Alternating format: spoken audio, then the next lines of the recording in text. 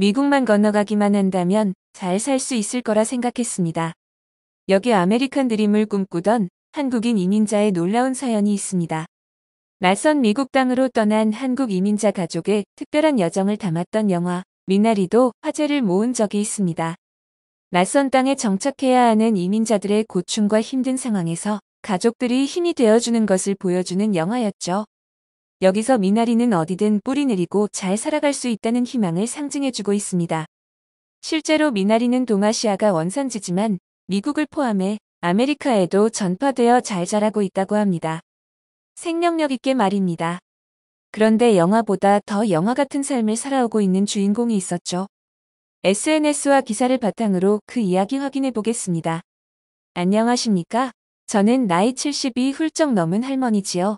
정희숙이라고 합니다. 저의 이야기가 여기 미국뿐 아니라 낯선 나라에 뿌리를 내려야 하는 많은 한국 사람들에게 작게나마 응원이 되었으면 좋겠다는 마음으로 제 이야기를 해볼까 합니다. 저는 참 어렵고 힘든 시절에 태어났습니다. 전쟁으로 황폐해졌고 가진 것 없는 나라, 우리 대한민국은 그랬죠. 80년대 후반 경제적 성장이 가속화되기 전 많은 사람들은 한국에서의 팍팍한 삶에 힘들어했습니다. 그때 저같이 아메리칸 드림을 꿈꾸던 사람들이 많았습니다. 미국을 가기만 하면 잘 살 수 있을 거라고 생각했어요. 그럼 기꺼이 낯선 땅에 갈 수 있다고 생각했습니다. 지금 생각해보면 어찌 그런 용기가 났을까요? 영어도 한마디 못하던 그 시절의 말입니다. 아마 일자리가 많다는 그 이유 하나만 보고 무작정 떠나왔던 것 같습니다. 1980년에 뉴욕으로 먼저 왔다가 배고픔을 많이 겪었지요. 배고프지 않으려고 왔던 이민이었는데 더 배고팠습니다. 그런데 다시 돌아갈 수는 없었습니다. 죽어도 여기서 죽어야 한다는 각오로 아이들을 키우며 일을 했습니다. 이민자들을 바라보는 시선은 차가웠습니다. 더 하대했고 앞발이 같은 이미지를 씌워놓고 있어 조금만 실수를 하더라도 더 크게 다그쳤었죠. 일터에 조그만한 사건이라도 일어나면 범인으로 지목되기 일쑤였습니다. 그들에게 그 당시 한국에서뿐 아니라 다른 아시아 혹은 아프리카에서 온 이민자들은 그렇게 대해도 되는 존재였죠. 마트에서 일을 할 때 물건이 없어진다며 도둑 취급을 받았던 일도 있었습니다. 다른 사람이 범인으로 밝혀져 다행히 누명은 벗었지만 사과를 받지는 못했습니다. 그것 봐라, 이래서 이민자들은 안 된다. 그럴 줄 알았다. 결국 싸잡아 범인이 되었어요. 억울하고 슬펐습니다. 이런 일들이 있을 때마다 마음을 돌처럼 단단하게 만들지 않으면 버티기 힘들었어요. 그러나 여러 일을 겪으면서 이미 마음은 돌보다 더 단단해져 있었습니다. 그래도 살아남기 위해서 갖은 고생을 했습니다. 식당 일, 세탁소 일, 마트 일 안 해본 일이 없었습니다.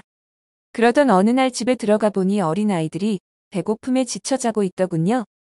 이 아이들을 보란 듯이 먹여 살려보겠다고 이 고생을 자처했는데 정작 아이들에게 따뜻한 밥 한 끼 차려 도란도란 먹어본 기억이 없었습니다.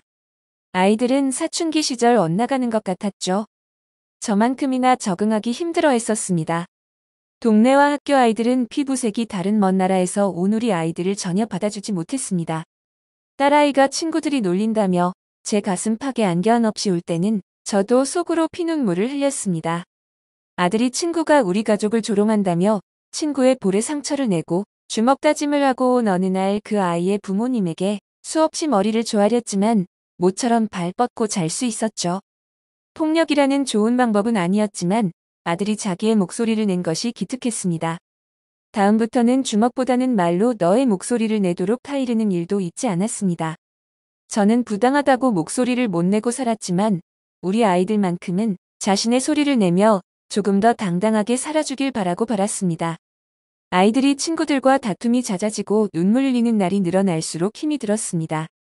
그리고 그때 가장 후회했습니다.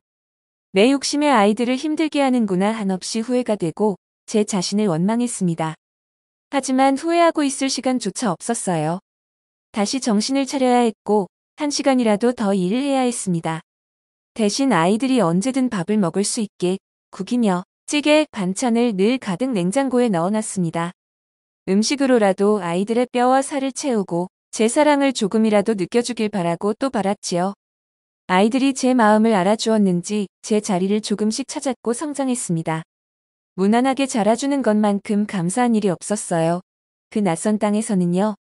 뉴욕에서의 삶은 발전이 없었습니다. 늘 제자리 걸음을 걷는 듯했고 같은 자리를 빙빙 돌기만 했습니다. 그렇게 뉴욕에서의 5년간의 생활을 정리하고 우리는 미시간으로 이사를 갔습니다. 작은 한식당을 하나 도맡아 해주기로 했었기 때문이었죠. 온전한 내 가게는 아니었지만 누군가의 밑에서 눈치를 보지 않고 내 일을 하게 된 것부터 좋았습니다.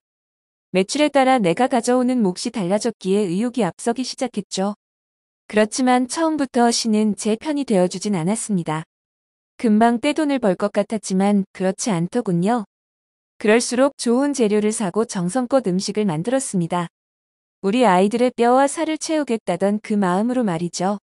그러다 보니 조금씩 단골들이 늘고 바빠지기 시작했어요. 손님이 늘어나 바빠질수록 희한하게 더 힘들지 않았고 몸이 가벼워지더군요. 그렇게 자리를 잡기 시작해 어느덧 주유소를 인수받을 수 있을 정도로 생활은 안정되어 갔습니다. 조금은 제 몸에도 휴식을 주어도 될 정도가 되었지만 저는 끊임없이 일하고 움직였습니다. 사실은 쉬는 법을 몰랐거든요. 그러던 어느 날 식당 근처를 배회하던 노숙자 한 명이 있더군요. 쭈뼛쭈뼛 식당을 들여다보기만 하기에 괜찮다고 들어오라고 했는데 순식간에 도망가 버렸습니다. 그런데 그 노숙자의 슬픈 눈이 눈에 밟히기 시작했습니다. 혹시라도 근처에 다시 올까 식당 문 밖을 자주 쳐다봤고 다시 온다면 기꺼이 따뜻한 마음으로 대접해야겠다고 생각했습니다. 또 다른 어느 날 그 노숙자가 식당 주위를 배회하기에 들어오라고 다시 한번 이야기했죠. 마지못해 들어온 그에게 따뜻한 국과 밥, 10가지 반찬을 내주었습니다. 밥 한 톨 남기지 않고 천천히 싹싹 비운 그는 연신 감사 인사를 건네며 갔습니다. 그 후 서너 차례 더 기꺼이 따뜻한 밥을 내줬을 때 그는 쪽지 한 장을 건네고 다시는 오지 않았습니다. 태어나서 가장 따뜻한 한 끼였습니다. 감사합니다라는 말이 적힌 쪽지를 본 순간 오히려 제가 오열을 했습니다.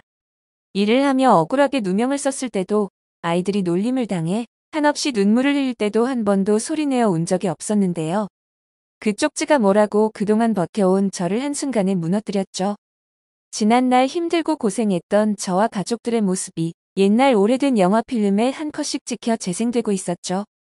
갖은 고생 끝에 안정된 삶에도 늘 불안했던 제 마음 한켠이 비로소 편안해짐이 느껴졌습니다. 그때부터 저는 어려운 이웃에게 음식을 무료로 제공하는 선행을 베풀기 시작했죠. 처음에는 작은 규모로 시작되었지만 점차 규모를 늘려 99인분의 식사를 준비해 추수감사절에 나눔을 시작했습니다. 가끔 함께 도움을 주던 아이들이 이야기하더군요. 왜 이렇게 힘든 일을 자처하는지요?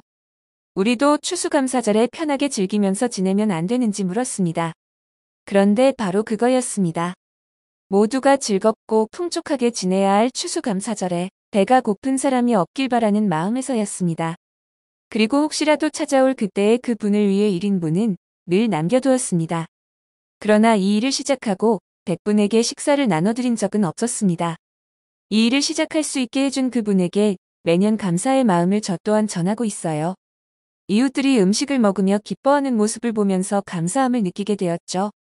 저도 낯선 땅에 아이들과 배고픔에 눈물을 흘렸던 적이 있었어서 그들의 마음을 누구보다 잘 알고 있었습니다. 제 이야기는 우리 지역 신문에 작게 몇 번 기사로 실리기도 했고 감사패를 받기도 했었는데요. 10년 이상 음식이 필요한 사람들에게 무료로 나눠주는 일은 결코 아무나 할 수 없는 일이라며 저를 칭찬할 때는 몸둘 바를 모를 정도로 부끄럽습니다. 하지만 이 낯선 땅에 정착해야 하는 한국 사람들에게 조금이라도 응원이 될 수 있다면 좋겠다는 생각을 하면서 이어가고 있습니다. 삶이 고단하다고 느껴지는 모든 분들이 건강하게 힘내시길 바랍니다. 정희숙 씨의 이야기 어떠셨나요? 이 사연을 처음 접하고 정말 놀라지 않을 수 없었습니다.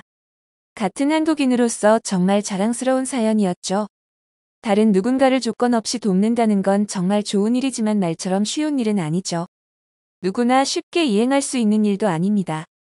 그것도 꾸준히 자신의 시간을 내어 해오고 계심이 정말 대단했습니다. 한국 사람으로서 그가 속해 있는 공동체에 얼마나 기여를 했는지, 얼마나 열심히 살아왔는지 보여주는 모습이었습니다. 희숙 씨의 뼈가 부서지는 삶을 살면서 늘 고단했지만 결코 헛되지 않았다고 말씀드리고 싶네요. 고생하셨습니다. 재미있고 감동적인 사연 계속해서 제보해 주시면 감사하겠습니다. 별별 이슈였습니다. 영상을 끝까지 시청해 주셔서 감사합니다. 구독과 좋아요는 영상 제작에 큰 힘이 됩니다.